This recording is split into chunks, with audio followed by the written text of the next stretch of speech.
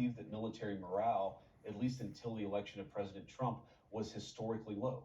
You have the Army missing recruitment goals by tens of thousands of soldiers, and already recruitment is starting to pick up because Pete Hegseth is fundamentally a warfighter's leader at the Department of Defense. He is a guy who sees not through the perspective of the generals or the bureaucrats.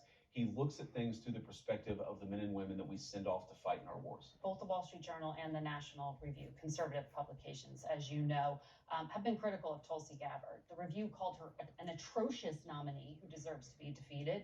They compared her defense of Edward Snowden, the fugitive who stole U.S. secrets, to an attorney general who thinks the mob gets a bad rap. Her refusal to accept U.S. intelligence findings that Assad gassed his own people, they said, was like a nominee for OMB director not being able to count.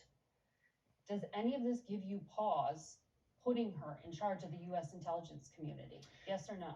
No, Margaret, look, these are publications that attacked Donald J. Trump obsessively, but those publications don't determine who the president is, the American people do. And Donald J. Trump is the person who determines who his cabinet is, not these publications that I think, frankly, have lost relevance. Here's Tulsi Gabbard's. Decide. Well, the Senate will provide advice and consent, as is its constitutional obligation, but I feel confident that Tulsi Gabbard will ultimately get through.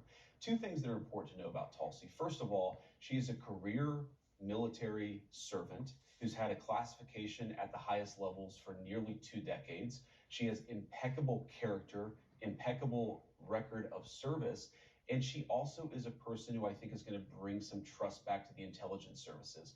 The bureaucrats at our intelligence services have gotten completely out of control. They've been part of the weapon